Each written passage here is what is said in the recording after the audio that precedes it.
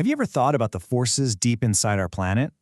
Well, today we're going to get into the science behind the world's most dangerous volcanoes. We're talking about forces so powerful they can literally change the world. I mean, think about that for a second. It sounds like the plot of a disaster movie, right? But it's not. It's a terrifying reality. A single eruption, if it has just the right ingredients, can actually change the climate of the entire planet. So how on earth is that even possible? Well, this isn't fiction. It's actual history. Back in 1816, people in North America and Europe saw frost and snow in June and July. You can imagine what happened next. Crops failed and absolutely catastrophic famines followed.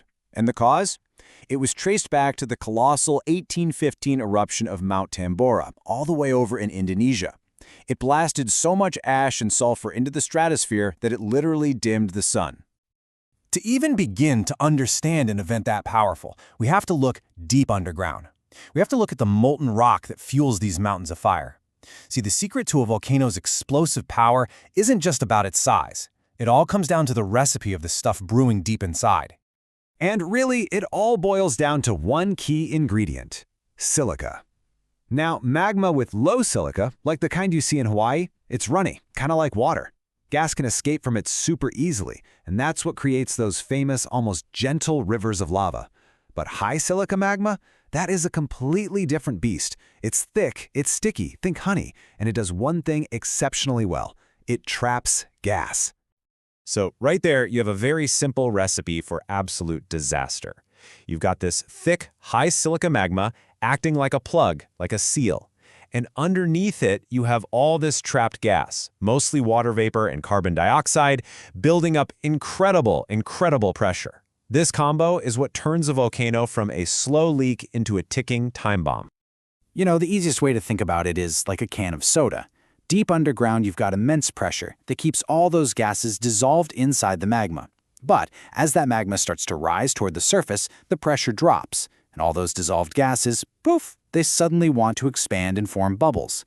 Now, in that thick, sticky magma, the bubbles can't get out, so the pressure just builds and builds and builds until finally the rock above just can't take it anymore, and the result is a catastrophic explosion. Okay, so we know what makes a volcano explosive. But the next question is, where do we find these geological powder kegs? Turns out, they're not just scattered around randomly. They actually form in very specific places, where our planet's tectonic plates are locked in this constant, violent struggle. And most of these explosive volcanoes are found at what geologists call subduction zones. This is where a dense oceanic plate grinds against and actually dives underneath a continental plate. As it sinks deeper, water that was trapped in that oceanic crust gets released, and that water lowers the melting point of the rock above it. This whole process is basically a factory for creating that dangerous, sticky, high silica magma that we were just talking about. And where do we find most of the world's subduction zones? Well, right here, in the Pacific Ring of Fire. This massive horseshoe-shaped belt is home to hundreds of active volcanoes. We're talking giants like Mount St. Helens, Mount Fuji, Krakatoa. It is by far the most volcanically and seismically active place on the entire planet. So when one of these volcanoes finally lets go, it unleashes some of the most destructive forces in all of nature. And believe me, we are talking about a lot more than just lava. This is one of the deadliest things in all of volcanology. A pyroclastic flow is not lava. It's a superheated, turbulent cloud of ash, rock fragments, and gas that moves at hurricane speeds, and it hugs the ground, just destroying absolutely everything in its path. This is what famously destroyed the Roman city of Pompeii. And the temperature inside one of these things? It can reach 850 degrees Celsius. That's over 1,500 degrees Fahrenheit. It is hot enough to incinerate anything organic instantly.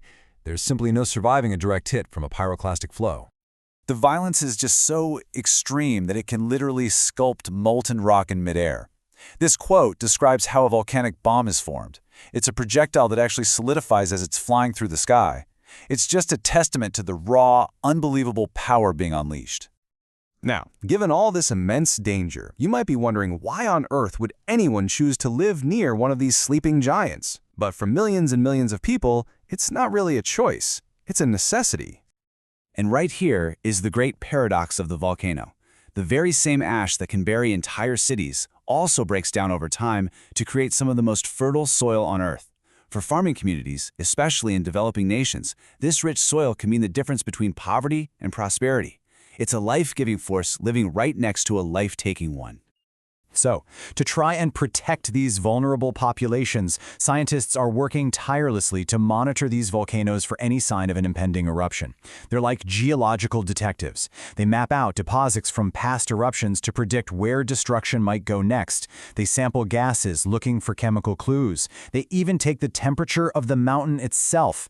Every tiny little change could be a critical warning. And the scale of this challenge is just staggering. In Indonesia alone, a country sitting right on the Ring of Fire, there are 129 active, explosive volcanoes. Just think about that. Monitoring every single one all the time, it is an absolutely immense scientific and logistical challenge. So, in the end, we're left with this constant tension, right? We understand the science behind these eruptions better than we ever have before, and our monitoring technology gets better every year. But we're going up against geological forces that operate on timelines far, far grander than our own. And for the millions of people living in the shadow of these giants, winning that race against time is, quite literally, a matter of life and death.